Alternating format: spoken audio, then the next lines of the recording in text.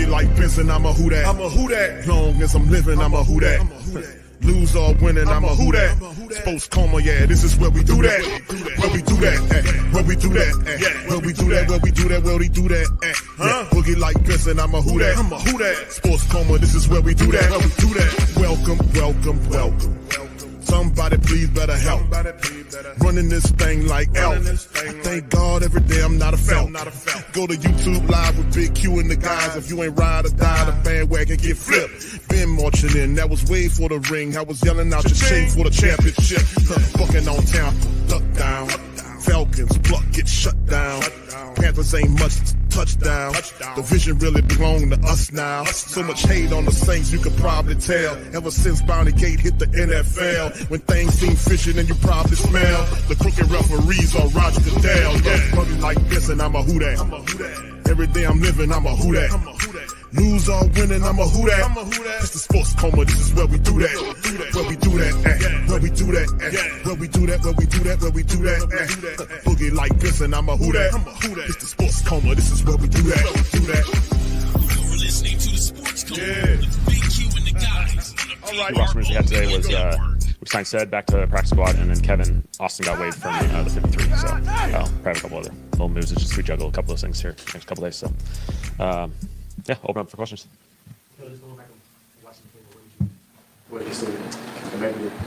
Yeah, I think it was just a good example of impact plays happen in any of the four quarters, and we had too many of them that negatively impact us early in this game, put us in behind.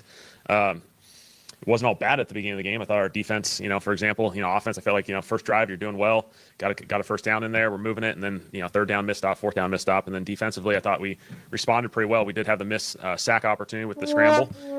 Sam made a great play, and then we responded really well, settled in, forcing the field goal. We make a, really poor decision in a play, and then obviously a couple of special teams plays early, and quickly, we made it. Yep, that's a big thing that we have to find a way to get better at. Something that we got to talk about, navigate.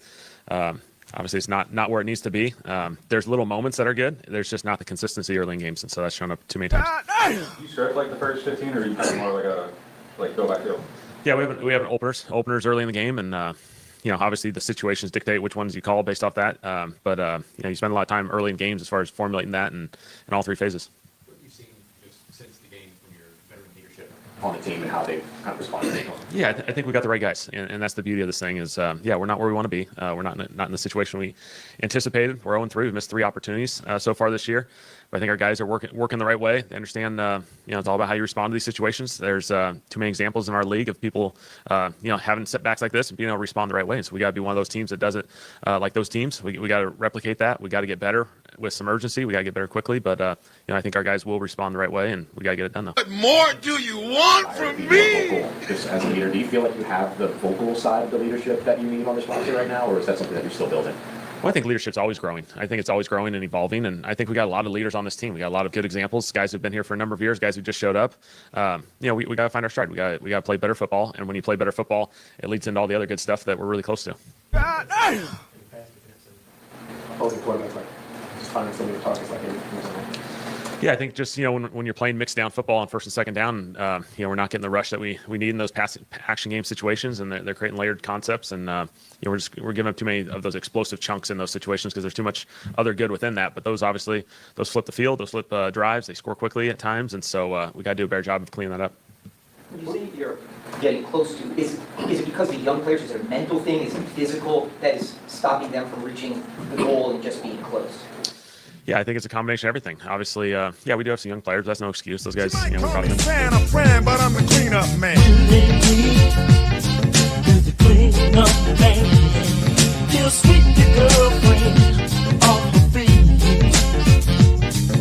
The reason I know so much about him is because he's moved up an old girl of mine. Right off of that's the expectation. So we have to play cleaner football. We have to execute at a much higher level. We got to continue to evolve from a schematic standpoint and put ourselves in the best possible situation. And so, there's got to be urgency with this. We got to get it corrected. I think we do have the right people. We'll get there, and it'll be exciting to see our guys finally get there. What's the process for just like the pre-snap penalties and getting those cleaned up? Yeah. Obviously a big time discussion, and obviously, we've put a lot of time and investment on it from getting referees here during training camp, the last couple weeks in practice. We have to find the solution to how it translates going into the games. Obviously, that was a hostile environment. It's a loud environment, but that's what we expected. And we put ourselves in too many situations where, there's good, and then the momentum stops because of these silly penalties, and and really in all three phases had a piece of it.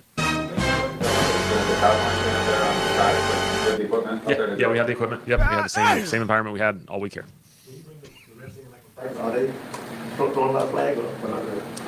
A couple here and there. I think that's the frustrating part is the procedural stuff. I feel like the last 2 weeks in practice has been much better. We've had very few of them, and so for them to come back up in the game, obviously we got to find where that can we can help that translation, because we're taking steps in the non-competitive environment. Now we got to translate to competitive.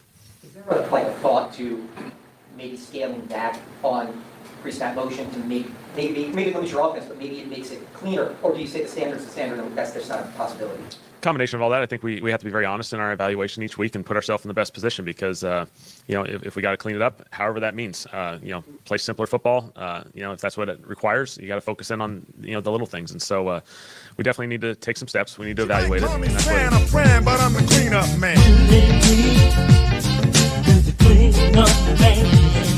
He'll sweep your girlfriend off her feet. The reason I know so much about him is because he's moved up an old girl of mine. Swept her right off her feet and into the jack. For something like that, are you considering doing things like that, scaling back a little bit? Yeah, we just got to find a way to execute at a higher level, and part of that is pre-snap. I think you talk about executing as post-snap, but pre-snap we got too many little things, and maybe we just got to clean it up and put ourselves in a better situation, because if we execute, we're doing just fine, but we're not executing at a high enough level pre-snap and post-snap. So you would rather I'm friend, but I'm the cleanup man. The cleanup man. He'll sweep your girlfriend off her feet. The reason I know so much about him is because he's moved up an old girl of mine. Swept her right off her feet and into the jack. Continue to watch the standard grow to meet where it is if you look for, rather than start to take things out. No, I think we just got to evaluate it from both sides of that. We got the cleanup spectrum. man in the building, we got to see how this week transpires as far as the game plan, what we need.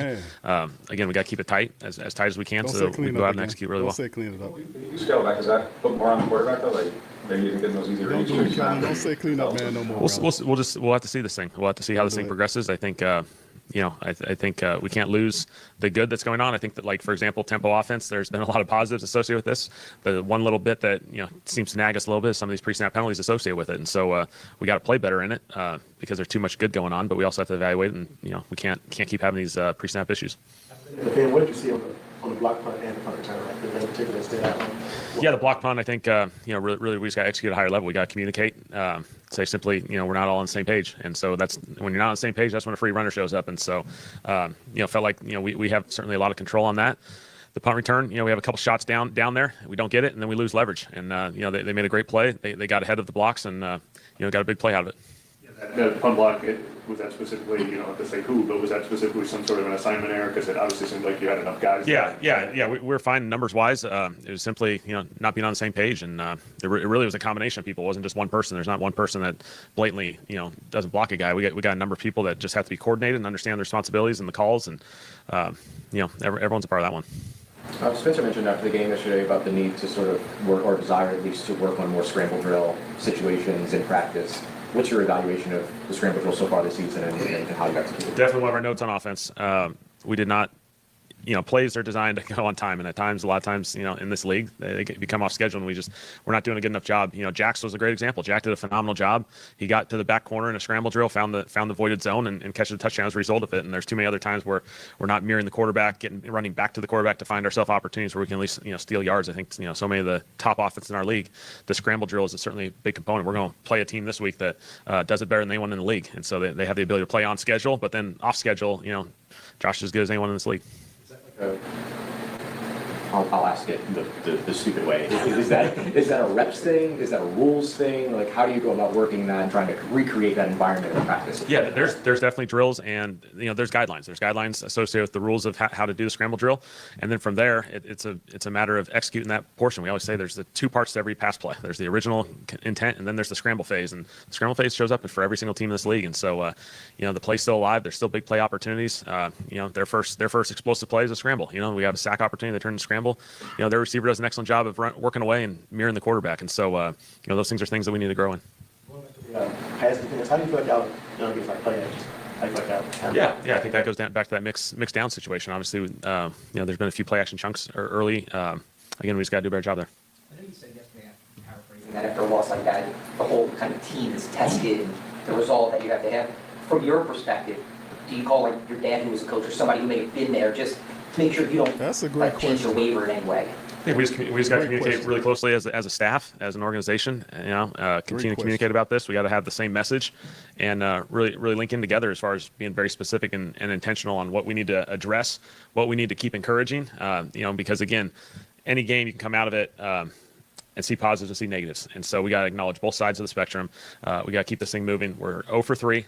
We got opportunities ahead of ourselves. We need to focus on that, but correct the things that we need to correct and get this thing moving. Man, I'll tell you what, fam. First of all, shout out to you guys. Much love to the great Saint Think Tank and the Who Dat Nation. Welcome. Now rocking with the Sports Coma with Big Q and the guys, where we have intense, entertaining, educating, enlightening sport talk from your favorite sports fam. Much love to you guys. Appreciate y'all for being in the live on this one. This one here is Saints the morning after. Went wrong versus the Sea Chickens. I can't even call them that. Shout out to the Seattle Seahawks folk. They decimated, dominated, and destroyed the New Orleans Saints up at the 12th man. They were not, and they never showed up for the flight. The team never showed up there. They did everything that you can do incorrectly in terms of a complete football team. They got washed, dried, and folded and stuffed in the draw. That's just basically they completed the entire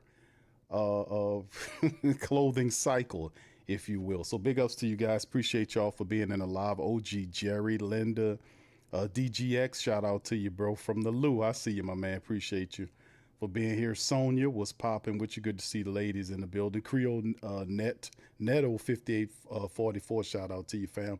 Student, aloha to student. Good to see you in the building as well. Big Velly is in this thing as well. Good to see you. Brute Saint, what's up, my man? Appreciate you.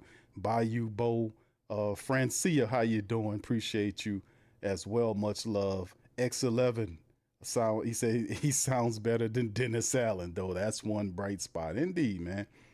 And it's interesting, man. We have to see, Pelicans, Nola, much love, fam. Appreciate you. I see you, Mac and G. Shout out to you, man. Tim Dunn, shout out to you, brother. Chantel, much love, says, do you think the Saints have a chance to beat Buffalo? Yeah, they have a puncher's chance. I don't think they'll beat them. I thought that the Saints' closest opportunity to victory was the Arizona game, and they fuddled that one away. San Fran, because San Fran simply did not have any of its key offensive contributors. Never mind that, they still won. And Seattle, which was a team that was missing several pieces in the secondary, they were not a juggernaut, even though the Saints made them look like it. They just couldn't do it. And Buffalo is a team that is one of the elite teams, even though they're not playing perfect football. Very few are right now, but they'll do enough to beat the Saints in Buffalo. And I think the Saints will pull up a gallant effort, but I don't think the Saints beat the Buffalo Bills unless they eat Popeye spinach, each one of them eat it, and turn into something that we haven't seen this year, which is a competent football team that is disciplined, intelligent, and not stupid enough to shoot itself in the foot every chance and self-sabotage. Unless they become something else, I give them no chance against this Buffalo Bill club. I mean, you can give them 1% chance if I have to do percentages. I say they have a 1% chance. They have a puncher's chance because everything could change depending on if Buffalo shows up and just overlooks the Saints as a trash organization or team and can do that. But once again, the Saints have to be intelligent enough to take advantage. They are a mess right now.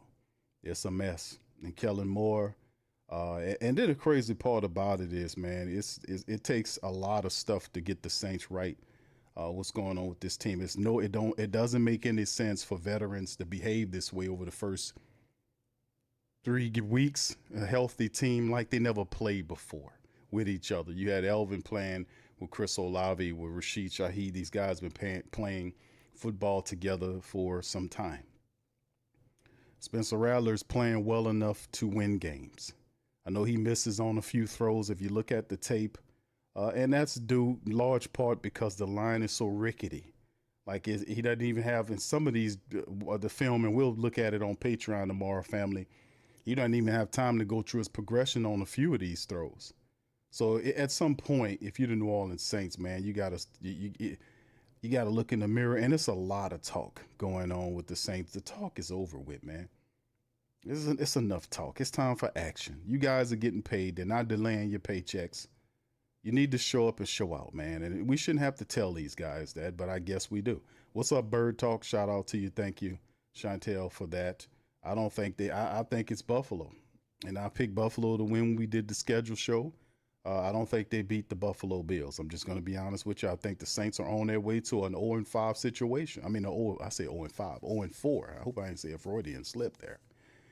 5th game is against the Giants. I hope they can beat the Giants, but then again, the Saints' main adversary is beating themselves. They can't stay out of their own way.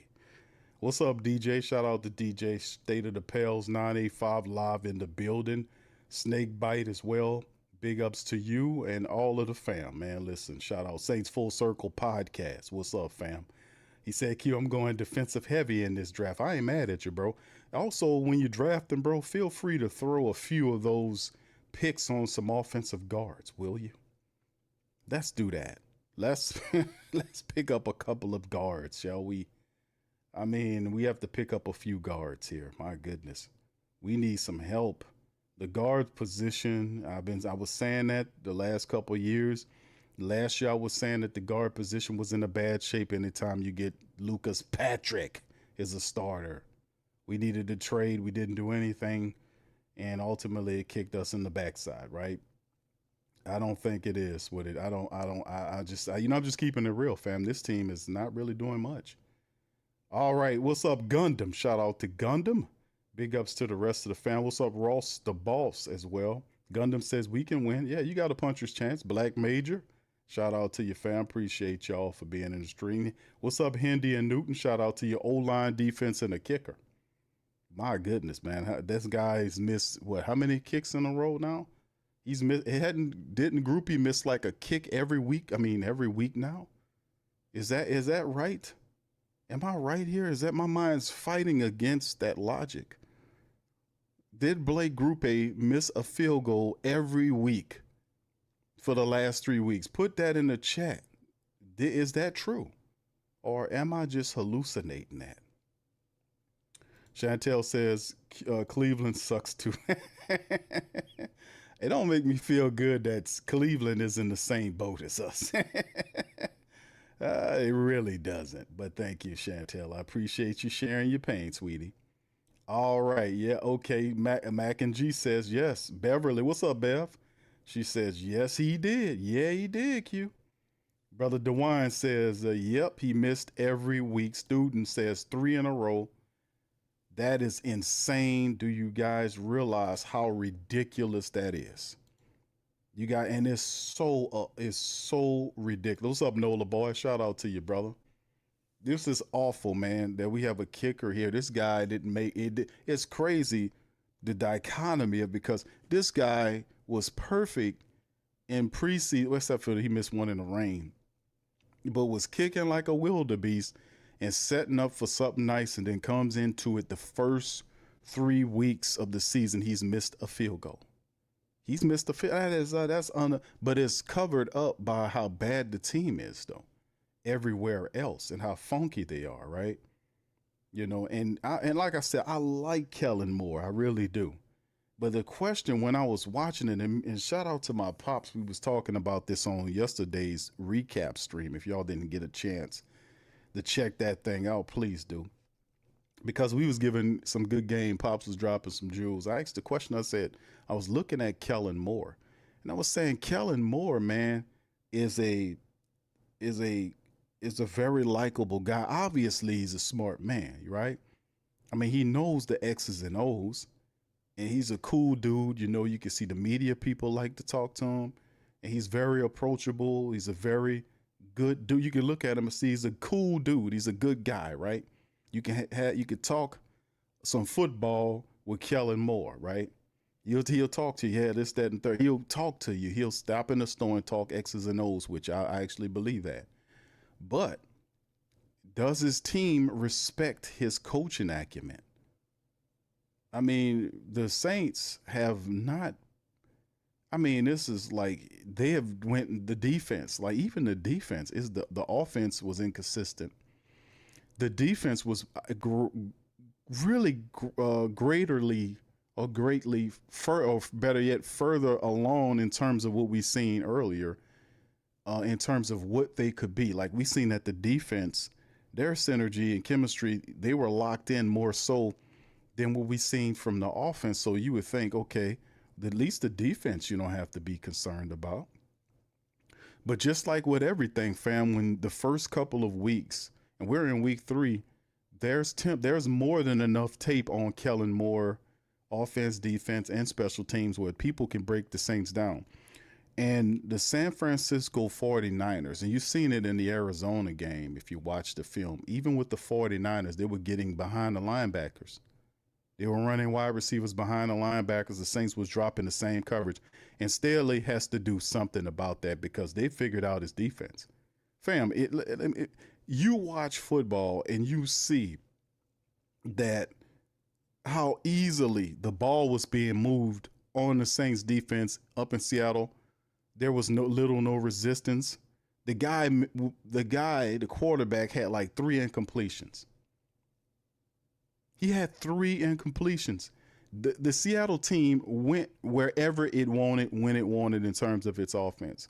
It wasn't very little resistance being put up by the Saints defense. There was no defense. It was just offense. It was no D.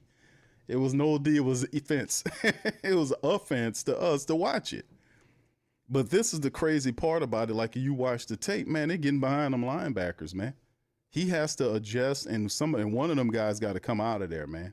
Now, even though Pete Werner had a lot of tackles and all that, but the Saints are going to have to do something about that situation. They need more athleticism inside the center of the defense. Just talking about the defense, there's a number of things that you can go into. It's crazy. A lot of what the Saints were doing, teams have figured it out, and they've started piecing it together. And every other team is going to start breaking the film down and looking, we can exploit these athletically challenged linebackers that sit in the center of the Saints defense. And to be quite honest with you, the running game is not all that either. The Saints are kind of not doing anything well. The special teams completely fell through the floor yesterday. Completely. You know, where's my sound effect for when they fall through the floor? Yeah, here you go.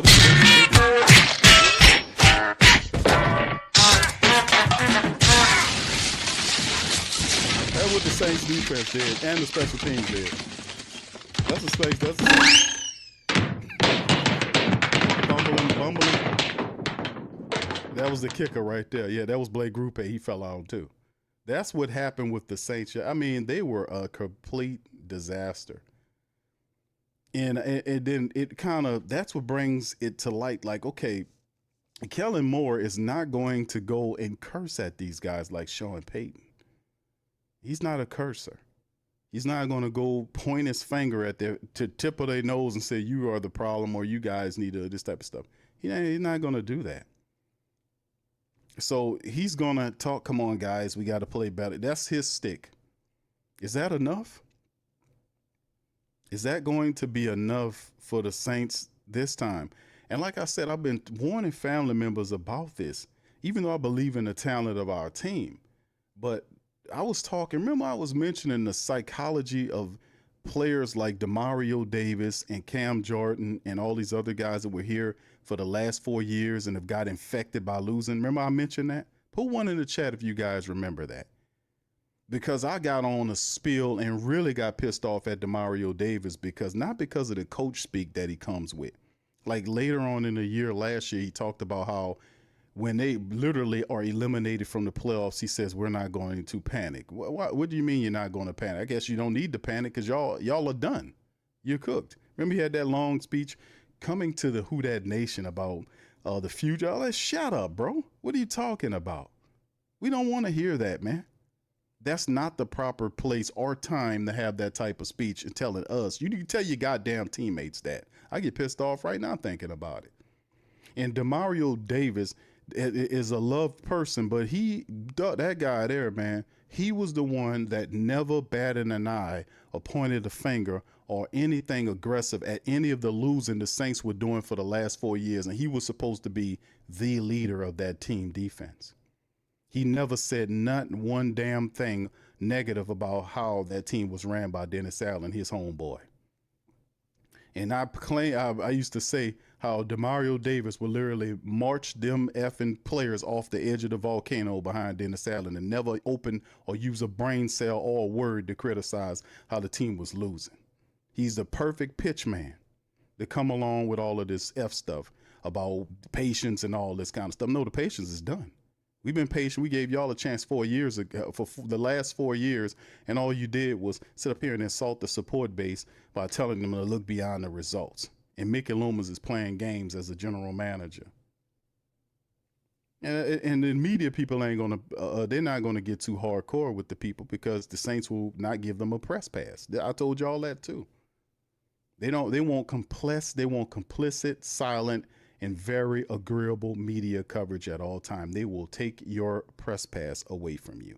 Hey, a panel member was telling me, Q, go do that. I kick in the door on their ass if they deny my press pass and I spend hundreds of dollars to get there. They decide on if you get in the door, and if they don't like what you're saying, you don't get in the door. So why I'm playing no games? I got a bully pulpit and I'm gonna use it. If it's the truth, I'm going to say it, where it's for my team or against my team.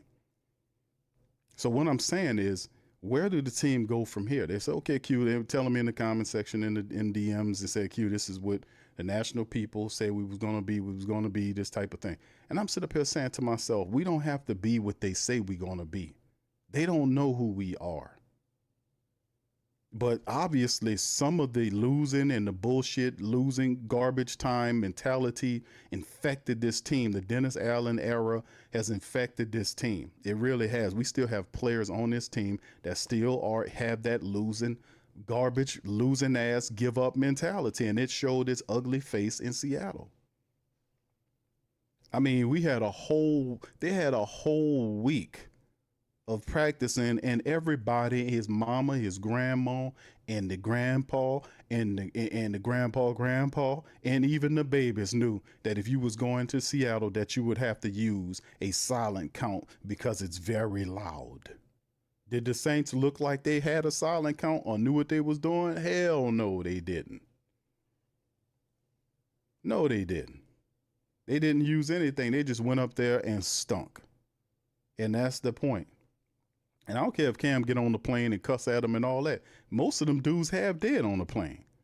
They sitting up there while Cam cussing at me like, yep, what, looking at their bank thing on the phone. Let me see if the Saints deposited this money right here. What you say, Cam? Oh, I ain't shit? Okay, I need to learn to tackle better? Yes, sir. They in the phone, checking the check. Checking the bank account. Yep, that check cashed. Okay, what you said, Cam? I ain't shit? Okay, yeah. Man, come on, man. They got where do we go from here? That's the question, right? Where do we go from here? Well, shit, there's only one way to go up if you're at the bottom of the barrel. There's only one way to go up. But the question is Kellen Moore the man to take this? Can he do anything with these veterans? It's the veterans. The veterans are the guys that's missing blocks. The guys are not catching. The guys are dropping passes. The guys is missing tackles. The guys not getting the pass rush. It's the veterans. It's the veterans, and the bright spot, ironically, is a lot of the young players. And we can't say that about Kool-Aid McKinstry because he getting toasted.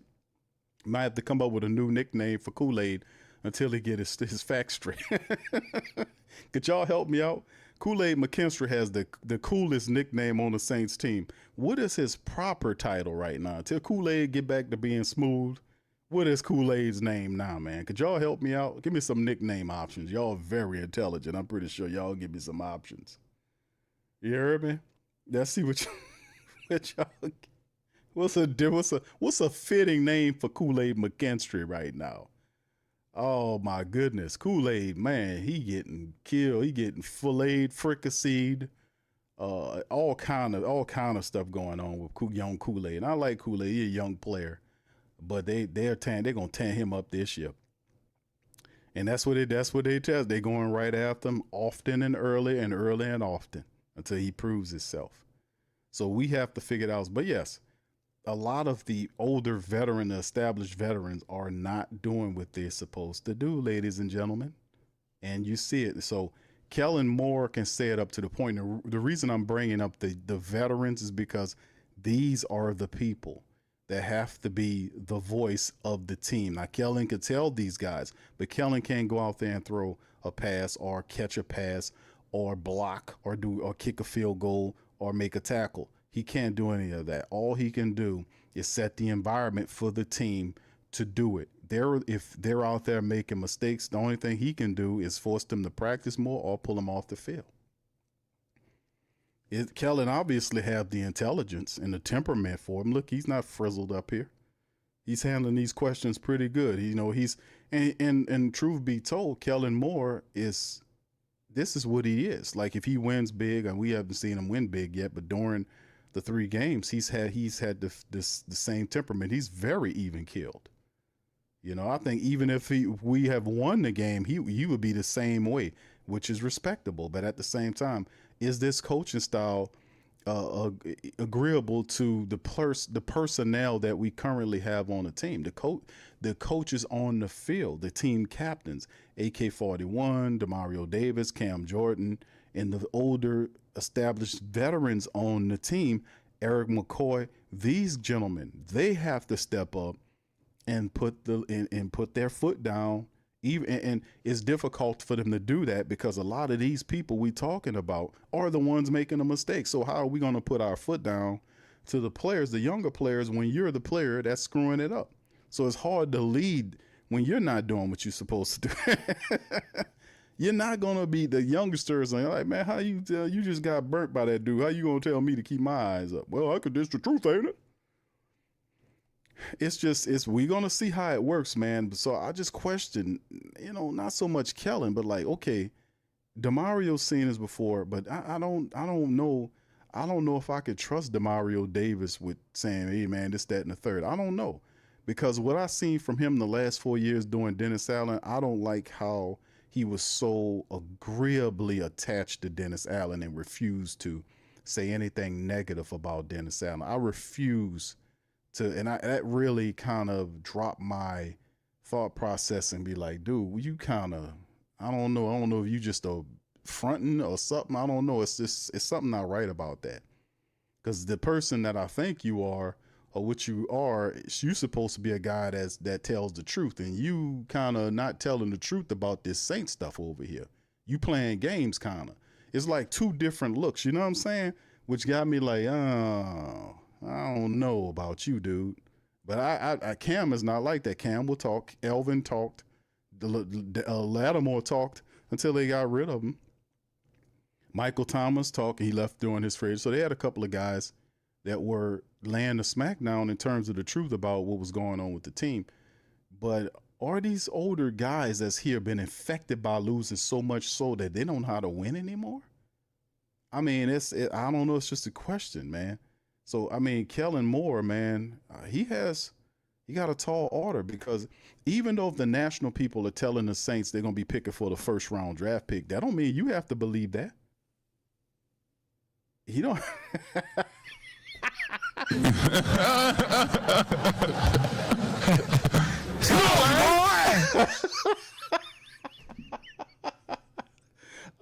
Crystal Light McKinstry. Oh, that's terrific, man. He ain't lying. Oh, y'all crazy, man. Who did that? That was you, Robert.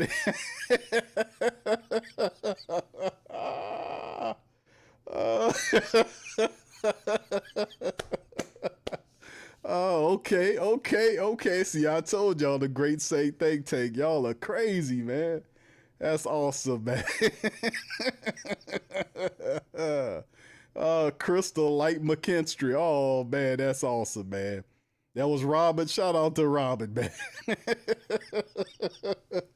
I seen that comment, man. That just had me. That just made me go. That's like, okay, I need some help on that. Crystal Light McKinstry. That's funny as hell, man. Oh, Robert, you got. Let me give you a round of applause for that one. Oh man, that's crazy work. That's crazy work. That's diabolical work, Robert. Crystal Light McKinstry. You know I'm gonna use that shit, right? Oh man, because we done elevated. It was Caesar Salad Ruiz. We don't call him that no more. His name is Chicken Salad Ruiz. Caesar's Chicken Salad Ruiz, and now we got Crystal Light McKinstry.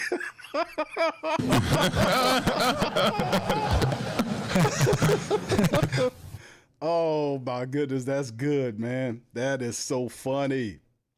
Oh, that needs to be a meme. You ain't lying, Jeff. Man, that's funny, man. Crystal Light McKinstry. And he gonna keep that name until he gets back to playing business. All right, Saints Full Circle Podcast says, cue it to Quincy Riley, the rook, to come in the game and get. That's true, brother. That's all. That's a great point. It took the youngsters. Great point. That's right. That's why these youngsters need to play. They need to get in the game and they need to be some.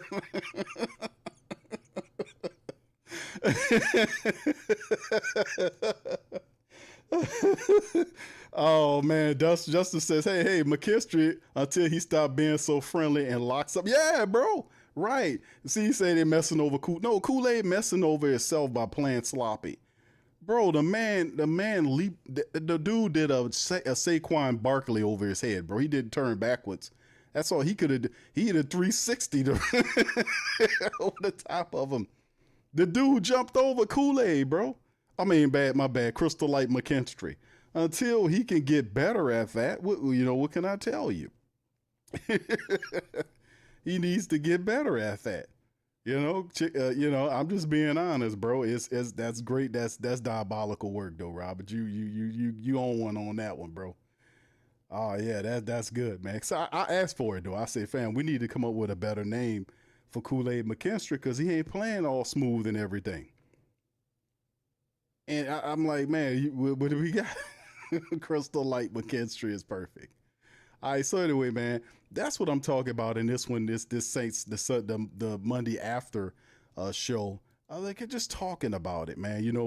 And not approaching it because we know some of the stuff, and we'll get into some of the articles as well, and kind of break some of the stuff down and get some insight. But really, that's my whole question is like, okay, we know where we are now. And like I said, we know what the national people were saying about the Saints. But, people talk mess about people all the time. They talk about great people all the time. So that doesn't mean that you have to accept it as your stuff. So I just don't understand why and it's crazy work because the veterans are the ones that stinking so bad. They're stinking so bad. It's horrible. So you can't blame it on the young people. The young people like Spencer he ain't perfect, but he's doing well enough for the Saints to win games. He got to push the ball up the field a little bit more, and even Elvin Kamara, the pass to Elvin Kamara, fam, that was on Elvin. What was he doing? I heard the little thing, but the reality is like that was a touchdown, fam. The deep pass to Elvin Kamara, for whatever reason, he turns around and start backpedaling for whatever reason. See, it's always the veterans, fam. If he stays forward and is running, he runs underneath that ball and right into the touchdown. But he turns around and backpedals for what? It is these veterans that are really gumming up the works, and I just don't get it, man. Why would he do? I was like, dog, what are you doing? Like, he literally, you can't just this man turned his whole body and was backpedaling and then reaches for the ball with his right hand. Like, dog, what are you doing? Just turn around and run up under the ball. It's these damn veterans. So, I mean, people can lay off on that. Yeah, Sonya, so he said, that's what I said, Q. I mean, I was in the show, I said, what is Alvin Kamara doing? Why is he backpedaling? He has the guy beat. Why would you turn your entire body and backpedal and then the ball goes over your head? He runs up under that damn ball. That's a touchdown. That's what I'm saying. All of these plays by these veterans that are not coming through when their number is called. Drop touchdowns, misjudging the ball, missed tackles, bad blocking. It's just a comedy of errors. And the third week is usually when you start seeing some improvement, and they bottom out. And I'm like, there is something terribly wrong with the psychic of this team. And it's not Kellen Moore said or done anything mischievous or negative to the team. He set a very good floor or culture in terms of positivity and all this kind of stuff. What we seeing on this is on the players. A lot of this is on the damn players. If you can dial up a play, and if the damn guy don't catch the ball or whatever the case is, I mean, it's just a whole nother mess of crap. The players have to step up and handle up. That's what I said, man. That's what I was looking at. I was like, man, these veterans are failing us right now, man. But they ain't failing to catch that damn check. What's up, Backwood? Shout out to you, man. Yeah, so, man, we got to do something to get these young players. Not all of them except for Crystal Light McKinstry. But outside of that, man, let's go into some Crystal Light McKinstry. That's a killer. That's a killer. All right, anyway, man, let's hit this article up on the Monday stream after the morning or the Monday after, baby. The little good and the mostly bad and ugly from the Saints route in Seattle. Shout out to Bob Rose. All right, and this is what he dropped on us about the hapless game that happened. The hapless Saints were outplayed and completely outclassed 44-13. It was even more embarrassing than the score would indicate, making it more of a humiliating, was the fact that this was a Seattle team that is quarterbacked by Sam Darnold and was missing their three starters in the secondary. No need to elongate the torture much further than the Saints already did on Sunday. Here's the good, the bad, and ugly of the Sunday debacle. That's bad when you start talking debacle talk. The good, pretty much nothing. Okay, let's give this a shot anyway. New Orleans played very good run defense in the first half, limiting Kenneth Walker III to 7 rush yards on 8 carries.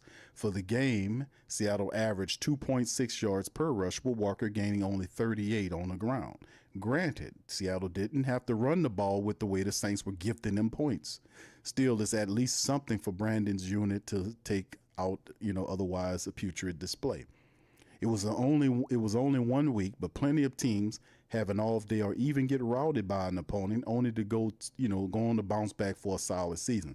It is more than possible for Kellen Moore and the Saints to recover. This is, after all, a rebuilding year. However, the back to the drawing board philosophy tastes a little more sour when your opponent is the Buffalo Bills next on the road. Indeed. The ugly, Bob just said, man, I'm going to put them all together. The bad and the ugly. Offense, defense, and special teams, penalties, and self-inflicted blunders. No need to break this up into 2 categories. All 3 units were utterly pathetic from start to finish on this day. They didn't get off the plane, fam. They really didn't. The offensive unit that was without Tolly, Trevor Penning, Dylan Redunce, and with Cesar Ruiz just plain bad. New Orleans was able to run the ball with some effectiveness and had some success with short, quick throws. A decent drive that started the game ended with a poor deep throw by Spencer to a wide open Elvin Kamara on a 4th and short. It was downfield from there, especially once the game got out of hand. Rattler didn't have any bad numbers, but was also inaccurate on a few big play opportunities. The offense is getting the ball to Kamara, Chris Olave, Rashid Shaheed, and Jawan Johnson. The problem is that next to none of those plays are down the field, and none of them are shaking loose to create big plays on their own. This is a great point of contention here for the Saints, that separation is not happening. This is true. We're not gaining the separation. The defenders almost feel like they're super glued or gorilla glued to the backs or the sides of the Saints wide receivers. The separation is simply not there. A perfect example is Olave, who had 10 catches for 57. Y'all was talking about that during the stream. I was like, he can have 20 catches. In this game, if he got the ball 20 times, it'll be less than 80 yards. 20 catches for 80. No effect on the game at all. And is averaging a meager 7 yards per reception on the year. That can't happen for a proposed number 1 guy.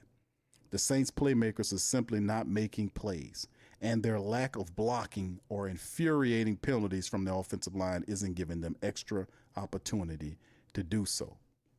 Going to the defense, a microcosm of this entire day for New Orleans was summed up in 2 plays on Seattle's opening drive after the failed 4th down pass to Kamara. On the first play, Brian Bresee blew a sure sack on Sam Darnold. Yes, right. And Sam Darnold spent out of that sack that resulted in a 29-yard pass to Jackson Smith-Njigba.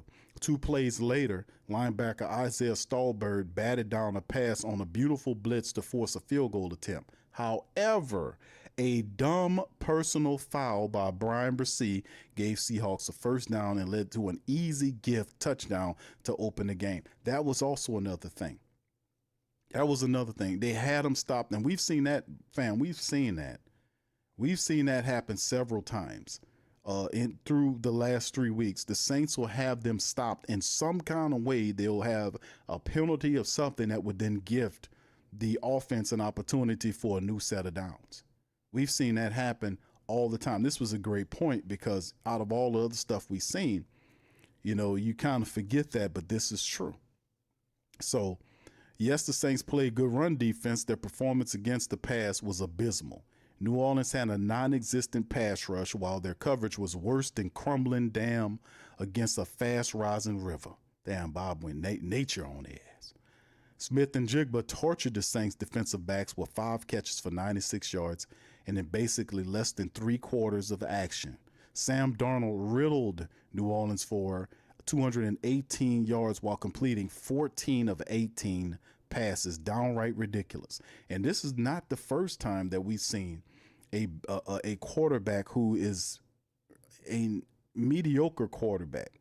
We've seen the guy from San Francisco last week, Matt Jones, a backup, come in there and play like, he could have he did a Brock Purdy impression on the Saints.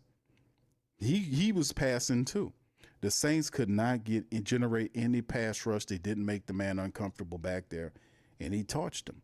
Then, of course, the special teams, which is the most egregious unit out of all of this. Saints gave up a 95-yard punt return for a touchdown. Another easy touchdown was gifted as a result of a block punt. When the Saints showed a flicker of life, they managed to snuff that out by giving up a 60-yard punt return that led to another easy Seattle touchdown. Yet another Blake Grupe missed field goal only added further insult to an embarrassing special team display, all of which happened in the first half. The game was done in the first quarter. The first quarter was over with, man. I was like, the game is over with, because you could see how they were playing. It just wasn't any energy. It was no urgency.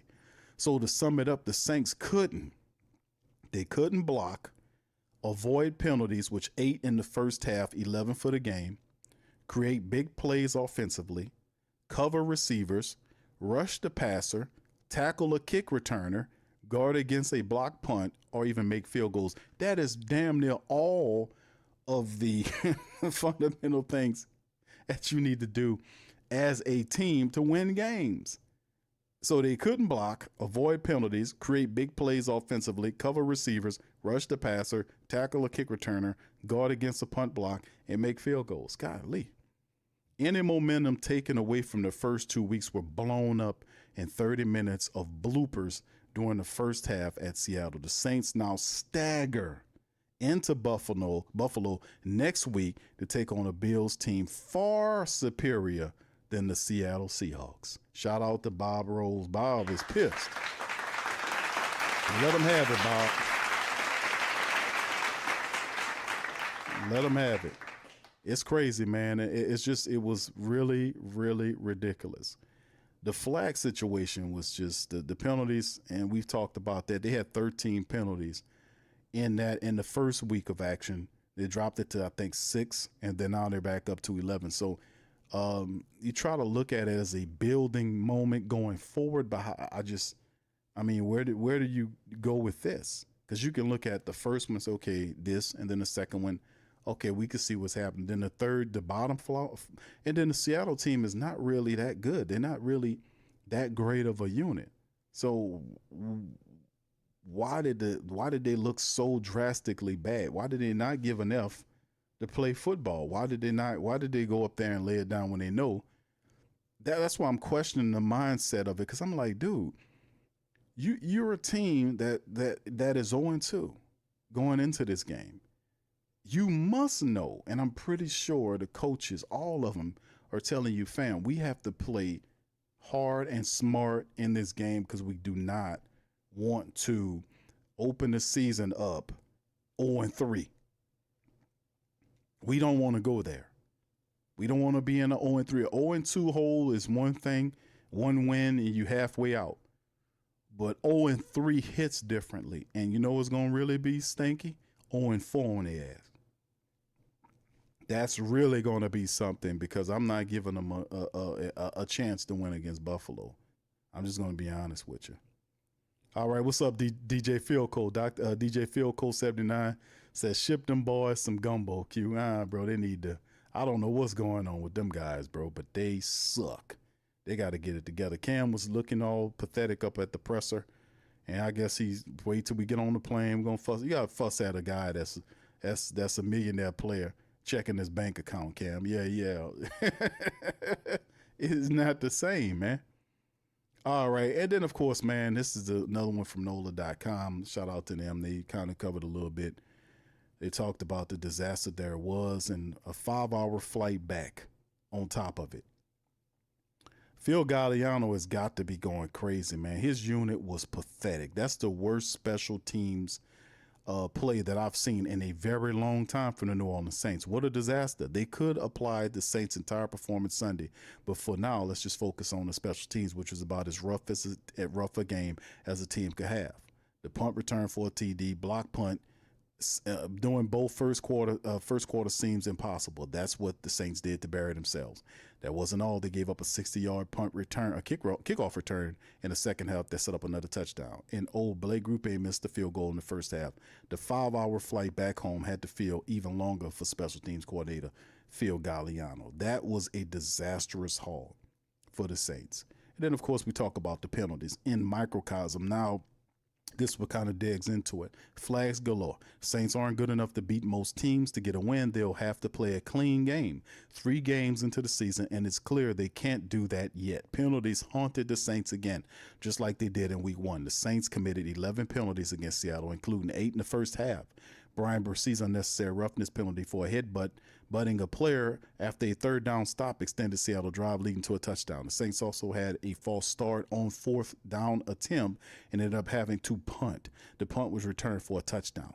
Cleaning up the penalties should be a priority for Kellen Moore if he wants to get the first win anytime soon. And like I said, anytime Kellen Moore says the cleanup thing, I hit the cleanup, man, because that's what Dennis Allen was saying yesterday. So, straighten it out or whatever it is. I might put some Lattimore if he starts saying that up here. But at the end of the day, it's just like stuff that you have to fix. You have to fix it. You got to be Mr. Fix It, I imagine. You got to be Mr. Fix It and turn it around. Now, of course, after we talk about the articles, we'll give some solutions. And the solutions, you all know what it comes to: players being disciplined. Why are these guys so undisciplined? I know they're intelligent, but why do they display non-intelligence? I know some of them have hearts, but why don't the team reflect guts and courage? Why does the team look like this? And it's not the fact that they're that beat up. They have some people missing on the offensive line, but the playmakers are there. Chris Olave's there, Rashid Shaheed, Juwan Johnson, Elvin Kamara. Those guys are there on offense. The playmakers are on defense. Demario Davis and some of those guys are there. So where's the heart, the guts, the courage, the passion, the integrity? Where's the intelligence? Where are the things that make a good team, like you're supposed to possess? The never say die mentality. Where's the account? And the biggest word is, where the hell is the accountability? Because unless you have any of those great things, you're not going anywhere. You're not going to do anything. Before any of the talking heads from the national media talk about the reason why you're going to lose is because you got a young quarterback or inexperienced quarterback, you're proving them true. Not because of the quarterback, but because these other guys can't do shit. So I don't know. I challenged them. Where is the heart and the mind of these players, especially the supposed leaders? Where are they at now? Where the hell are these guys at? Why are they not doing what they're supposed to do? Because for Kellen Moore to turn this around, they're asking them, well, we got to do this, we got to do that. That's speaking to the captains, the team captains. The team captains have to gain some accountability. And then Kellen Moore is going to have to start benching people. That's another power that Kellen Moore has. He has to start benching some of these guys because you can't lose the season, even though they're saying that you're going to be a worse team. You can't. You still got to show out. If you got guys that's not playing, you got to bench some of these guys. Cesar Ruiz needs to be benched. You might have to see if you can go out and try another guy at his position. You're going to have to mix it up. You have to state a message to this team that if your poor play will not be tolerated, I will have to bench you. I don't want to, but you give me no choice. I have to bench you. You have to bench Isaac Yiadom for Quincy Riley. You have to bench Cesar Ruiz and put somebody else in there. You got to bench these guys because they're hurting the team. And also, if we got to get to the point where Chris Olave, he had a better turnout, but it's still the fact that we have guys that can move and get upfield, and we still are dinky donkey doing this thing. We got to be able to still press. And I know Spencer shot the ball down the field to Elvin Kamara. Bob didn't mention that. He did say he threw the ball down to Elvin, but that was really on Elvin Kamara. He threw that ball out of there. Elvin was backpedaling to it. I don't know why Elvin Kamara turned around and started backpedaling and reaching his hand up for it. I don't understand that. All he had to do was turn his ass around and run full speed, run up under that ball. That's a deep touchdown. That would have changed the look of the game because it would kind of force them guys to play back. You kind of made it a little easier for them to run inside. But the optics of it is, at some point, you can talk all you want, Kellen. You're gonna have to start benching guys, bro. And if the veterans don't show up, some of these guys you might have to trade them on up out of here. I'm just gonna have to be, because that's the thing, that's the talking point of the thought process of people in the building that's not looking at the Saints and saying, oh, they're gonna be this bad. No, the Saints have enough talent to win. But if those guys that are supposed to be a part of the of making things work, the Chris Olaves and all these other type of guys, that the Juwan Johnsons, if those guys are not going to be the solution, then they have to be set down. Especially if you look at Cesar Ruiz, I think his time has run out. Cesar Ruiz needs to be benched. Cesar Ruiz is an embarrassment, and the guy is not good. He's not good. He's not good. He's not consistent. His footwork is bad. I don't know how they let this man fumble his way into a starting guard position in the NFL for 6 years now, whatever it is. Of terrible, inconsistent play and major grace people have been giving this guy. I've been saying this guy has been an eyesore and terribly inconsistent for a while now. And people are starting to see how bad he is. That has to change. We can't have a nasty line. So it's just the sweet and sour truth of the matter, so to speak, that the Saints will have to get better on. Anyway, let's look at this article right here. Saints chase Young dealing with, quote, tricky, quote, calf injury. This is Clutch on it, saying after signing a new $53 million extension during the offseason, Chase Young, 2025 season debut is up in the air with a tricky calf injury.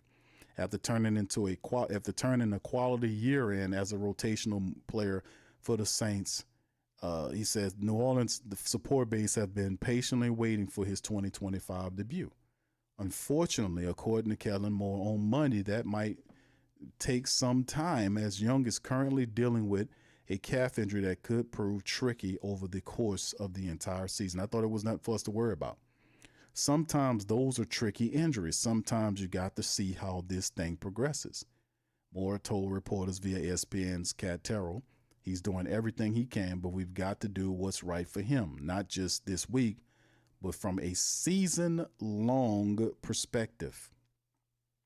Initially drafted into the league as a second overall pick in the 2020 NFL Draft, Young looked like a future Hall of Famer in his rookie season, being named to the Pro Bowl at the Defensive Rookie of the Year.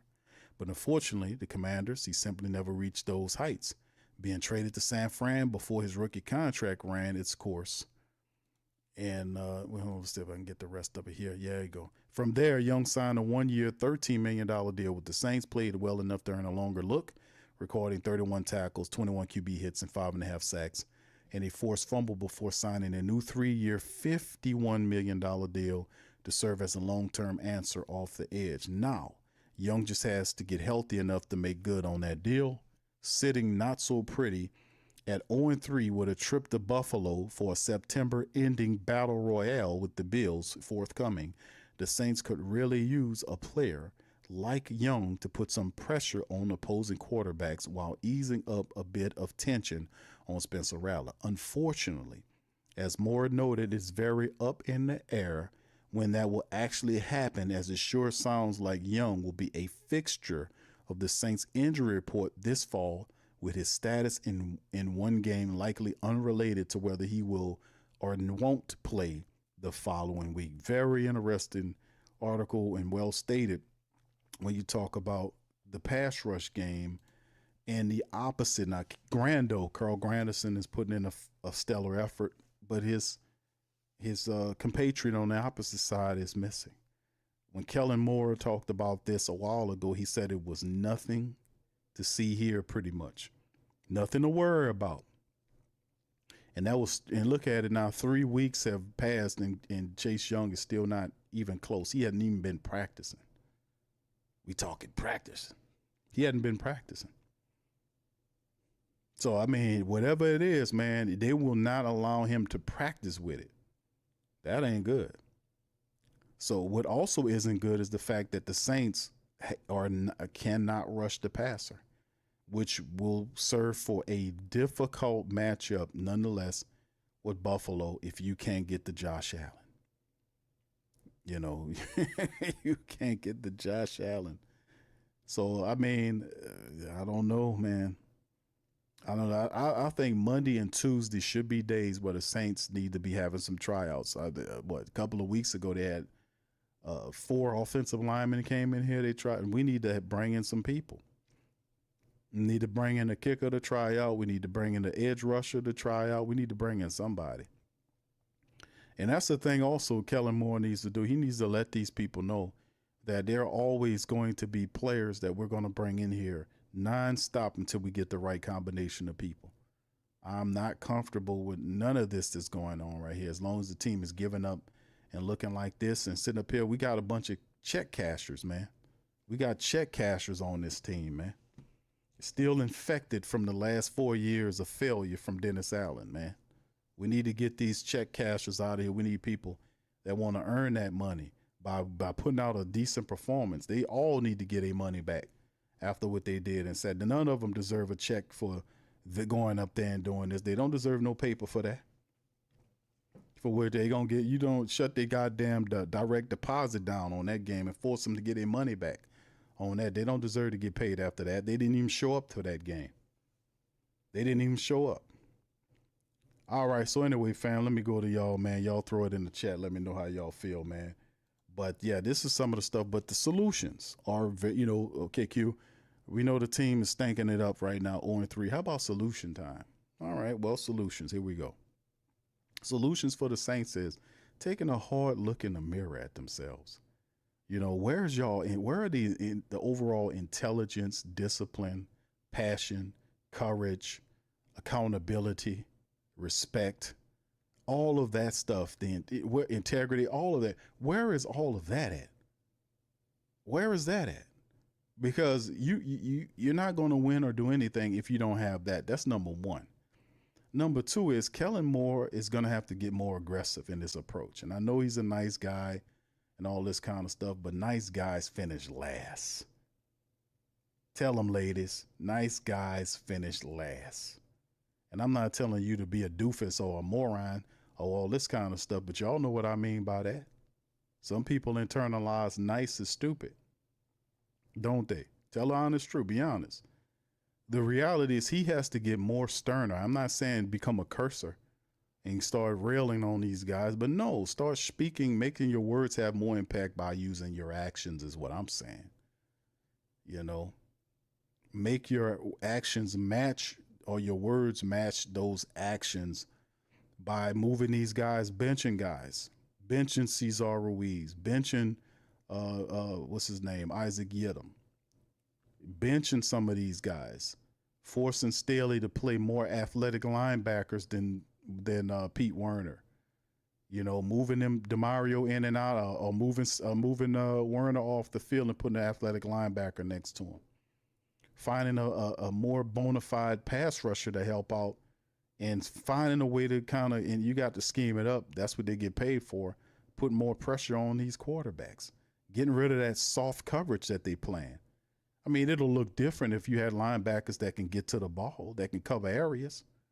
But our linebackers are too slow to cover the area that we're talking about. We're not a fast sideline to sideline defense. I do appreciate how the Saints are trying to do the gang tackle model, but our linebackers are not athletic enough to cover the space that we need them in the passing game. We need more athleticism at that level.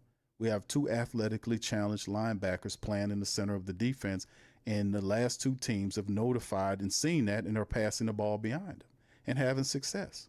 We have to change that. We need to get faster and more athletic in the center of that defense. And we got to pull Pete out on certain plays and roll the other guy in. Whatever we got to do, we got to do it. You know, that's no, and like I said, Kellen Moore has to do that. He has to take these guys in and out. And a third option is keep the cycle of finding people and bringing them in for tryouts every Monday and Tuesday, bringing in new players, bringing in the kick against Group A, or bringing another guy in, right? Bringing a guy in, bringing another, just bringing people in constantly over and over. You see what I'm saying? Bringing in people over and over again just to show them that, hey, man, we're not playing with y'all on this. We have to win. We're not going to be settled with losing and all this kind of old stuff. We're not going to be involved in that. We want to do it a little differently. You know, and then of course, like I said, man, it starts with that, and then you guys can go down the rest of it. But when you get beat down like this, it brings into more than just football. The way they lost the game, and then the way they lost control of the game early, and the way they folded like a cheap tent from the first quarter all the way to the rest of the game. When the second half happened, they didn't even come out and attempt to fight with their way back into the game. They came out with no sense of urgency. They were still operating like, oh yeah, man, whatever. They didn't come out the rest of that game, even though you know you wasn't going to win it. You have to still go out there and try to see if you can get something established. The rest of the game, they should have spent the goddamn time in the 2-minute offense. That's what they were saying anyway, is they got to start off fast. Well, guess what? They get punched in the mouth and they don't get fast anymore. That's all it takes to knock you out of your rhythm, is for them people to knock you on your ass a couple of times, and then you go back to your middle of the speed game. Remember what happened about being fast. Fast means fast, whether they hit you or whatever. If you're fast, then that means that you can be able to recoup 21 points and you got 3 quarters of play left. If your defense is on point, if your offense is fast and your defense get enough stops, you'll be able to catch them in 3 quarters if you're about your business. That's not what I've seen. They got popped down, knocked down, and then the rest of the game they coiled up in the fetal position and crawled with their tail between their legs on the plane and checked their phones to see if they got a direct deposit from the Saints for that. Disaster. Absolutely disaster. Shout out to you, Rich. Thank you. Says, can we plan with house money and have all of this oh, yeah, indeed, 4.3 speed. Why aren't we throwing the ball deep? Well, they did. Like I said, that's a point of emphasis, bro. That they got to get downfield. They have to get downfield. Like I said, we seen Elvin. He threw one to Elvin. Elvin, for whatever reason, turned backwards on that one. I don't know why he started backpedaling on a deep ball. I don't understand that. It was a few times he took shots down the field. Some of them were not well thrown balls and all this kind of stuff, but you still have to sucker the defense, and you still can't dinky donkey do it all the time. You got to push it up the field. You got to push it up the field. So we'll see what they got going on. And yes, you're right. They do have a lot of speed, but the speed is not translating. They're not using it properly. If you have a fast team, the Saints say they want to play fast. They got all these players, but they don't play fast. You know, they do not play fast. They do not have the tempo that you want to see them have, because if you have an offensive line issues, you have to be able to play with a tempo where you're getting the ball out fast. Like you're not giving them an opportunity to beat Ruiz. You're getting the ball, you're being decisive. The ball is coming out. You see what I'm saying? The ball is getting where it needs to getting upfield, this sort of thing. So I mean, we'll see what happens, bro. We'll see what happens. But thank you, bro. Appreciate it. I want to say thank you very much for picking me up, bringing me back to this world. All right, thank you, bro. Appreciate that. And this Donations.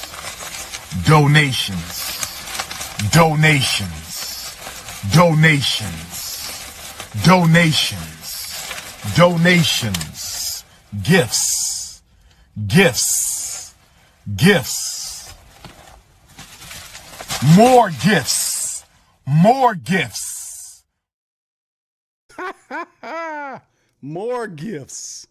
All right. Shout out to y'all, man. Thank you, Rich. Shout out to you, brother. All right. Anyway, man, listen, man. Yeah, we got a lot of stuff going on. Brother Duke says, Q, Niners did it along the Seahawks. Yeah, I know, the copycat league, bro. We talked about that. They did the exact same thing. After the 49ers game was over with, I said it. I said, fam, the 49ers gave the rest of the NFL the way early to beat the Saints, and the Saints have not noticed it. They came out with the same basic principle defensive-wise, and that's on Staley. He did not adjust. They found a way to get behind them slow linebackers. He did not adjust. The pressure wasn't there. You can't drop into that soft-ass coverage with them non-athletic-ass linebackers and not have a pass rush. You got these quarterbacks. You got Mac Jones, people. Mac Jones and Sam Darnold out there looking like they first grade quarterbacks. That man he was 14 of 18. He had 4 incompletions.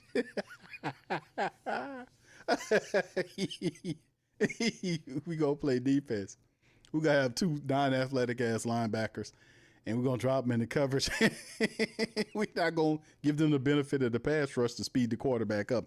We're gonna just hope the quarterback just is trash on his own and end up throwing the ball. That's crazy. You people crazy, man. Either crazy or delusional. I don't know what's going on, but this shit is insane, man. What's up, Barry? Says, Q, I told you Pete Warner is a liability. You did, bro. He is I'm saying, family, look, I got a lot of respect for Pete Warner and DeMario Davis, but these guys are not fleet of foot, man. They're not fleet of foot. And y'all seeing it. The tape shows it. We covered it on Patreon. Right? They're literally throwing behind those guys. And Staley comes out with the same plan against Sam Darnold. Well, Mac Jones got us in week 2, but I promise you, Sam Darnold's not going to do it. So you really looking for Sam Darnold.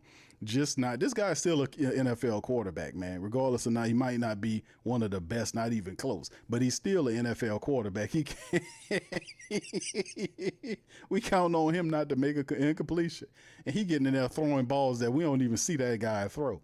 That's Sam Darnold, man. He carved the Saints up. They're like, man, who the hell is this guy? It just seems like it's a spirit that goes into the bodies of every quarterback that we play, the no-name ones, right? And he was in the body of Mac Jones in week number 2, and then he left Mac Jones' body and went into Sam Darnold. And he following the Saints around. He following the Saints around into sad ass quarterbacks to make them beat us. Oh man, no, how we not doing nothing about that, man? Andrew says Kellen just got off the WWL. Give me Dennis Allen Voss, man, a field goal at yes, down 30 something. That was weird, but he defended that for whatever reason. And listen, I'm going to give him some grace, and I'm gonna tell you why. It's because young head coach, never done it before. He's gonna have clock management issues. He'll have timeout issues. We've seen him have struggle with timeout situations in the last 3 weeks, and it won't stop. You know, he has to learn that aspect of it. But as his advisors around him or guys that been in a position where they've been around NFL coaches and all this kind of stuff, they're supposed to be in his ear advising him on some of this stuff. Where are they? And if he don't have those types, even Sean Payton had old coaches like Cheney that they used to bring in as special advisors and counselors, or what Sean would say would be an extra set of eyes for him. This is also something the reporter asked him, that does he talk to his father, or he needs to have a counselor or like an established guy, it'll be cool if he had a Tony Dungy type, you know, and bring bring him in as a coach and advisor. That would be cool to get one of these old retired coaches and just bring him in as an advisor or extra set of eyes to kind of help him out during his learning. I think that would be beneficial. We simply don't have that right now. You know, we simply don't have that. All right. So anyway, yeah, it's this weird spirit that's following the Saints around, throwing touchdowns, helping them, torching the Saints. Crazy work we got going on here. All right. Anyway, man. The QB spirit. That's right, Jack. Yeah, it's crazy work we got going on here. All kind of weirdness, bro. I don't know what's happening here. 504 Cole says, not giving up on Kellen. Yet Spencer, only one that showed heart. Wide receivers are running at half-ass. O-line and D-line absolutely quit, and the secondary was getting cooked. Yeah, all aspects were utterly repulsive, man. I laugh because these are professionals. These guys making a lot of money coaching and playing the children's game. It's not supposed to be terribly complicated. The reason why we're losing is because we're not executing, or we're not manning up in simple things. We're not practicing basic fundamental football philosophy, or even anything on the field that's close to it. You know, the fundamentals of football: tackling properly, catching the ball and securing it, blocking, which means clearing out guys. You know, if you're run blocking, clearing out the lanes, opening up lanes. Elvin's not getting the benefit of that. Neither is Kendre Miller. The basic fundamentals of football the Saints are failing on. And it's the veterans, the high-priced veterans that we have, that is not carrying the day for us.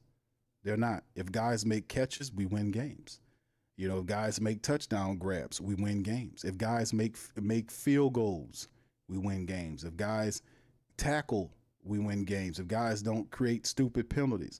And all of the brain-neutral penalties, the false starts, the illegal line shifts, and all of that, the pre-snap penalties is the thing that speaks to not only the non-intelligence of the collective of the Saints, but also it speaks to a ratchet discipline principle that exists within the culture of this team. They are awful when it comes down to being smart and being disciplined, and you won't win a damn thing like that. So Kellen Moore, man, outside of just that, I mean, this team is, you know, I'm not trying to mince words, but they're dumb and they're undisciplined. As a collective, they are. I mean, how many penalties? What the Saints are like tops in the NFL in penalties through 3 weeks. It's no matter why they 0-3. I mean, if you take the penalties away, the Saints are probably 2-1 in some of these games, if not 3-1. If you take the penalties away, the game, they might have lost to Seattle, but it would, at least in 2 of the games, they would have won them. So it's just the fact that they're so stupid and so brain neutral that the penalties they're self-sabotaging themselves. They're sabotaging themselves. They are literally a team against themselves outside of Seattle and the refs. and anybody else that lines up with them. That's how terrible this team is. They're so stupid and non-disciplined that they would push the opponent down and end up sabotaging themselves to lose. And then walk off like, man, we should have won. How you going to win? You going to win. You can't have more mistakes than the other team and talk about beating them. That's basic football fundamentals. They're not a principled team. And that's what I'm saying. I would challenge whoever these so-called leaders are that are players on the field. Guys need to be benched, and some of these guys need to be traded, to be honest with you, because they don't fit. They fit the old team or whatever Dennis Allen was doing, but some of these guys, they don't fit what the Saints are doing. Some of these guys need to be traded and gotten out of here, and I'm not talking about Elvin. Some of these guys on defense, they need to be traded and gotten out of here. For the Saints need athletic linebackers there, and the two that's there don't fit what they got going on with Staley's system. You need guys that can move and cover space and blitz. That's not what we have here. They're killing the Saints with those guys. They're killing the Saints. And like I said, man, yeah, Quincy Riley needs to get in there. Quincy Riley needs to get in there, and they need to sit Yidam down. Yidam should be traded. I mean, really, I liked it. I liked it. The other kid that we had that they let him go, but still in all, man. You know, you really need to kind of look at Quincy Riley. Jonas Sinker and Quincy Riley are the future in the secondary. Kool-Aid McKinstry, my bad. Crystal Light McKinstry, right now, he gonna get back to Kool-Aid. But Crystal Light McKinstry right now is a liability, and he will get better as he is being torched and burned. He will ultimately get better. But for right now, Crystal Light McKinstry will be his name right now until he earns Kool-Aid back. He's no longer Kool-Aid. He's he's Crystal Light McKinstry. That's right. I can't take credit for that. Robin, shout out to Robin, man. Crystal Light McKinstry. Oh, that's a killer, man. That shit is funny, man. That's diabolical, Robert. You wrong for that one, brother. But I asked for a nickname. I said, fam, listen, we need to come up with another name for Kool-Aid because he's not playing like Kool-Aid. That's too cool for his lack of play right now. We need to come up with a nickname that's fitting of Kool-Aid McKinstry. And Robert says Crystal Light McKinstry. Diabolical. Kool-Aid McKinstry is Crystal Light McKinstry. He really is, too. This son bitch leaped over him, bro. He's Crystal Light McKinstry until further notice, family. He's Crystal Light McKinstry. Oh, man. Yeah, hey, man, listen, man. We gonna do it, man. It's the bottom line is we gonna wait and see what these guys do, fam. I don't have any idea with Kellen Moore, but I just gave my little input in there. Kellen Moore needs to bench some of these guys. He really does. Ruiz needs to hit them. Them guys need to be benched. And all the talking is over with, fam. It's been 3 weeks of talking and shitty football play, and this one is enough of the talk. Talking is over with. Ain't no cussing at no man making millions of dollars, and he checking your bank account. And Cam cussing at him, and the guy on his phone checking his bank account. Yeah, Cam, I know I ain't tripped. Okay, yeah. It ain't no cussing at no man making millions. If that ain't enough to motivate you to have some respect for yourself and for the mighty Who Dat Nation, that's all right. We'll get you together. We got too many check cashers on this team, man. Too many holdovers from the Dennis Allen era. We can't be holding on to the past with DeMario and all these other dudes. These guys, some of these guys, if it's not Pete Werner, don't fit Staley's system, they got to go, man. Some of these guys got to go. If you're trying to do something with the season, because it don't make no sense. You can make some moves now and change the culture of the team. The team is 0-3 right now. If they can't galvanize and say, oh, shit, the whole world against us, we got to go in there and surprise the world by beating the Buffalo Bills and turn our season around, I'm not one of them dudes sit up here saying I picked the Saints to beat the Buffalo Bills because they're showing no passion, no heart, no intelligence, no nothing. So I'm not going to go out on a limb for a team that ain't even got no heart. That's not even willing to go on a limb for themselves. that thing by veterans standing in front of them cussing at each other, that'll get them together when their pride and dignity should pull them to say, man, let's go out here and represent for these people because they showing up big for us. They showing up and paying their money to see us, and we up here doing this type of bullshit. You know, they don't even have the common sense and dignity for that. So at the end of the day, I'm not riding for I'm not stepping up and put myself on a limb for a team that ain't showing no heart, no intelligence, bro. You know, I'm picking Buffalo to kick them between what my dog load between the washing machine and the dryer. That's exactly where they're gonna be. Terrible. But in the end, we shall see. I give it is a 1% chance the Saints beat Buffalo. But after what I seen last week, man, Buffalo's doing the Birdman hand rub looking at the Saints. Straight up and down. All right. Anyway, big ups to the fam. Jesse says our defense would be tough if they had kept Davin.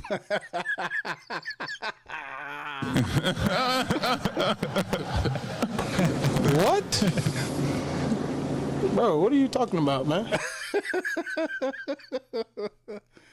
Just our defense would be tough if we not kept Davenport. Turner, if we not kept him, okay. No. Now I got what you. I thought I read something differently. I thought you was making a joke, Jesse. He said our defense would be tough if we not kept Davenport. Turner, I would like to see Hendrickson and Granderson on edge. Yeah, okay, I got you, bro. I thought you said something different. My bad. PJ Williams played better than Kool-Aid. Oh my God, peanut butter and jelly. Boy, playing better than, oh my good, Kool-Aid McCann. I never, you know what, you might have a point on that. I never seen somebody jump over PJ Williams' head. I never seen that happen. But anytime we as the Who Dat Nation is invoking the name of PJ Williams, involving one of our cornerbacks who's supposed to be a really good player, we are in trouble. Shout out to you. And by the way, Davenport was placed on IR today. He's on the IR, just to let you know. Crazy work. All right, anyway, man. Listen, fam, I'm going to get ready to get out on that. If y'all like it, please feel free to hit the like button, hit the subscribe button, man. Feel free to share. Jameen819 says, bring in Simmons. He's looking for a job right now, although he didn't do that great in ATL.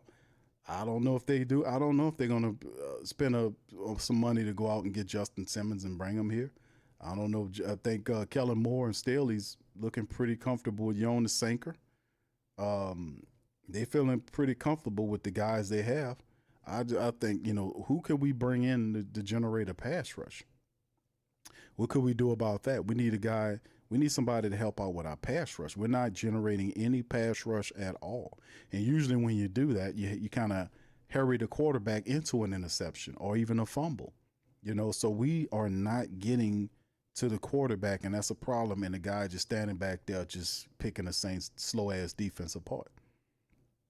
They're non-aggressive. It did change like the 49ers. The second half of the 49ers game and the entirety of the Seattle game was basically the same thing in terms of the defense.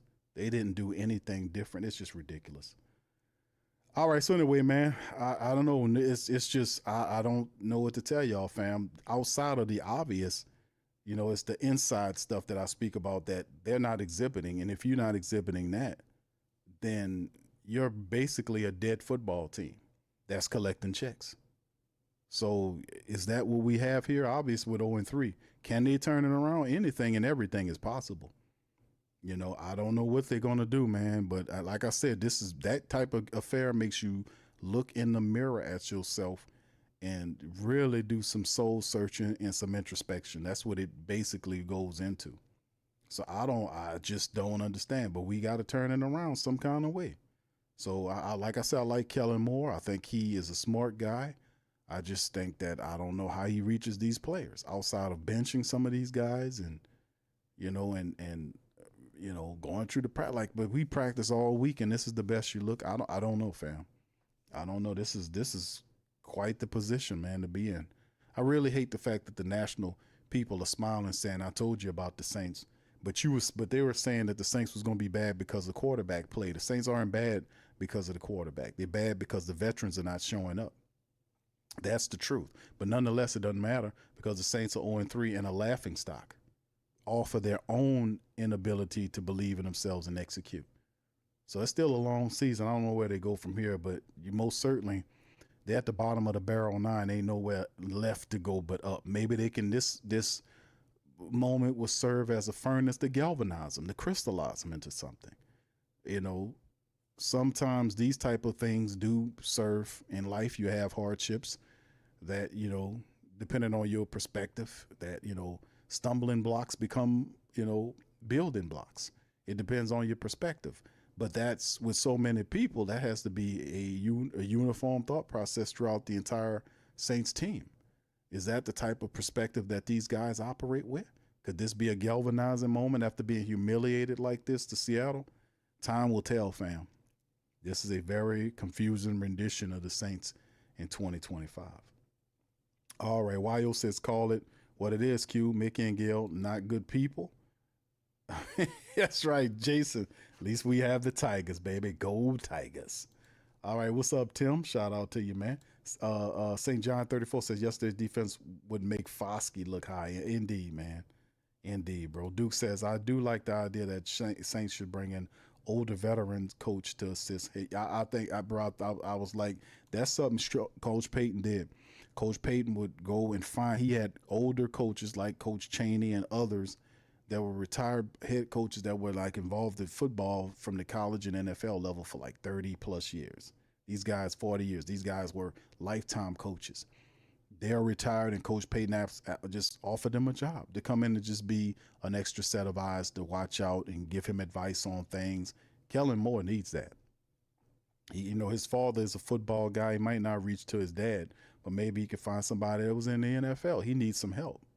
He needs a veteran ear there. Willie says if Moore doesn't turn this around, Saints are looking at 0-4 and more. I think they'll be 0-4, bro. I don't think they beat Buffalo. L-Dub says, look what the Falcons did by firing their receivers coach today after they lost yesterday. You got to shake it up. And, of course, you know the head coach there is on the hot seat. He has to step up. So, you know, they're very short of patience. And I know these guys that just got here, so it's a different effect when you just walk through the door versus what the Falcons have. Yeah, that guy been in his third year now, so it's pressing on him. You know, it's pressing on him for him to turn up some victories. But yeah, it's a situation like you can at least start benching guys when they have an effort like that. That was that bad. Guys got to be benched. People got to be brought in for tryouts. I would try out a new kicker. You know, even if you don't sign, just bring the guy in for a trial just to scare the hell out of Groupie. I know they still have Charlie Smith. I think they got Charlie Smith on the practice squad. You know, I think they still got him on the practice squad as well. What's up, Tasha? Start out to Tasha on IG. Much love. Hold on, fam. Let me see something right quick. I just had a thought about Matavo. Saints released Matavo. Let me see if they added him back to the practice squad. Hold on, I just thought about that. Let me just check on that right quick. See if they added Matavo back to the practice squad because they did release him. He looked terrible in that game in the 49ers game. Let me see if they added him back to the practice squad. Let me see. Nope, Matavo's not there. Yeah, he's not on the practice squad. He's still out there. I ain't had enough time. Let me see if anybody claimed him.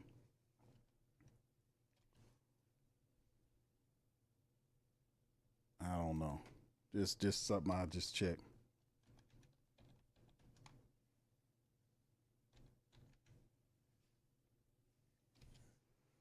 Let's see where he at right now.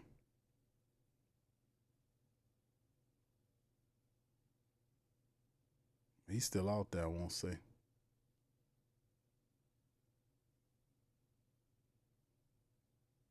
Yeah, he was let go, about a day ago? Yeah, he's still out there. I just had that thought. I was like, man, didn't he? But he's not officially back with the Saints, according to what I'm looking at here. He was let go by the Saints, and I think he's a free agent out there right now. Unless they claimed him and they didn't report him. We'll know by tomorrow.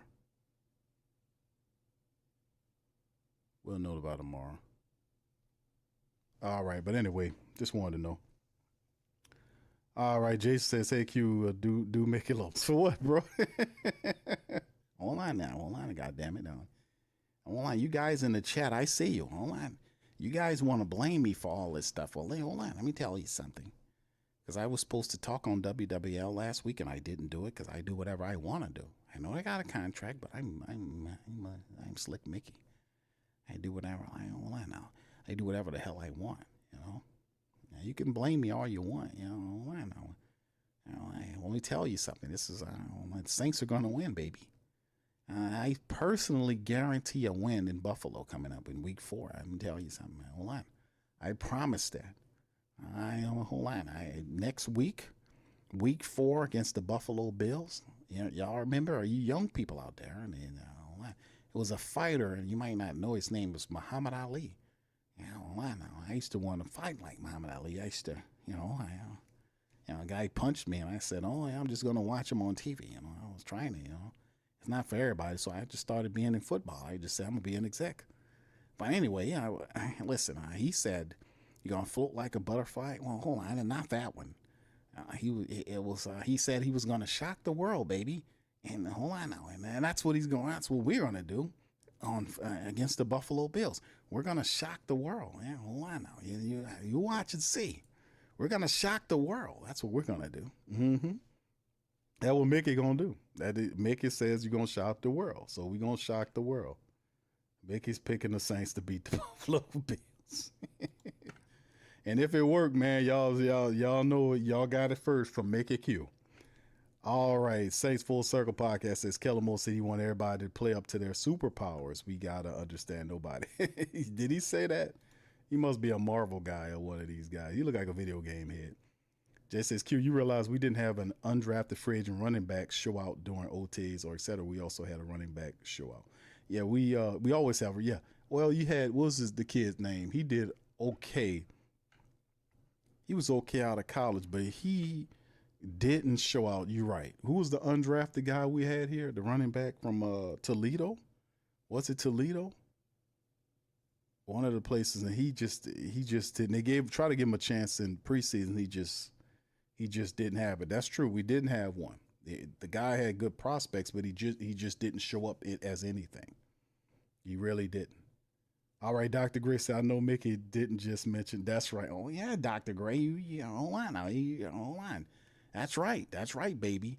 Muhammad Ali, float like a butterfly, sting like a bee. Hold on now. Hold on. I guarantee we're gonna shock the world. You're gonna shock the world. We'll be king of the world. That's right. I said it, Dr. Gray. Hold on now.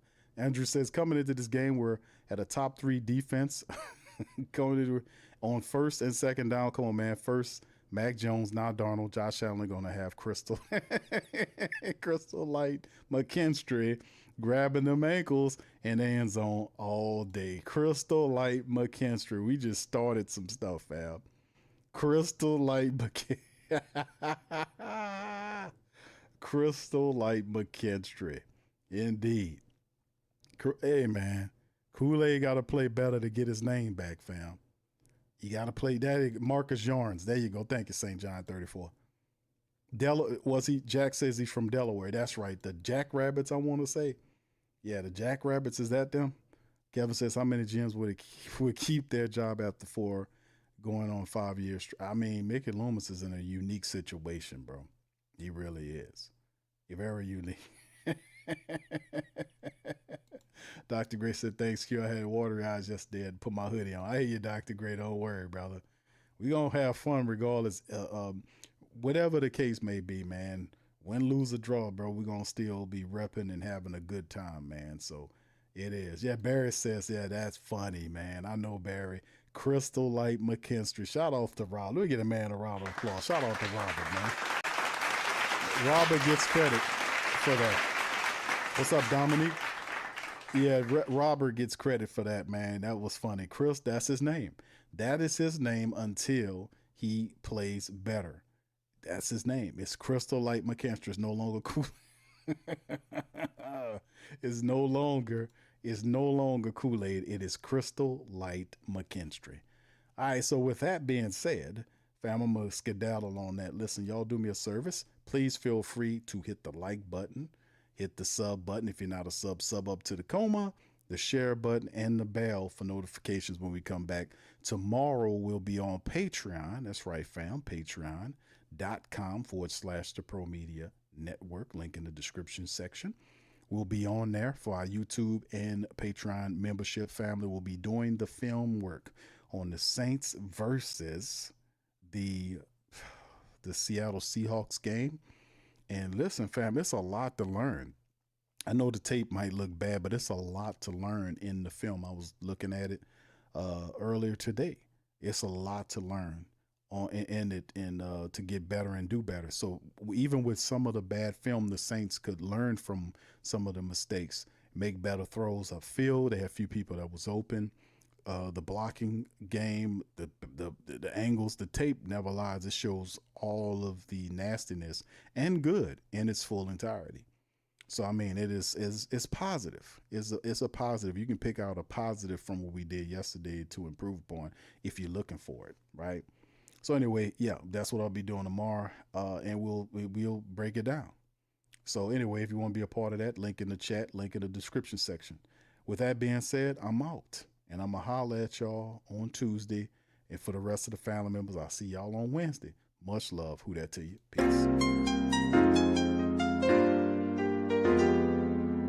Yeah. Boogie like Benson, I'm a who that. I'm a who that. Long as I'm living, I'm a who that. Lose or winning, I'm a who that. Sports Coma, yeah, this is where we do that. Where we do that, where we do that, where we do that, where we do that, where we do that, Boogie like Benson, I'm a who that. I'm a who that. Sports Coma, this is where we do that. Where we do that. Welcome, welcome, welcome. Somebody please better help. Running this thing like elf. I thank God every day I'm not a felt. Go to YouTube Live with Big Q and the guys. If you ain't ride or die, the bandwagon get flipped. Been marching in, that was way for the ring. I was yelling out your shade for the championship. Fucking on town, duck down. Falcons pluck, get shut down. Panthers ain't much touchdown. The vision really belong to us now. So much hate on the Saints, you could probably tell. Ever since Bounty Gate hit the NFL, when things seem fishy, then you probably smell the crooked referees on Roger Goodell. Yeah, money like this, and I'm a who that. Every day I'm living, I'm a who that. Lose or winning, I'm a who that. It's the Sports Coma, this is where we do that. Where we do that, where we do that, where we do that, where we do that, where we do that. Boogie like this, and I'm a who that. It's the Sports Coma, this is where we do that. You're listening to the Sports Coma with Big Q and the guys on the PRO Media Network.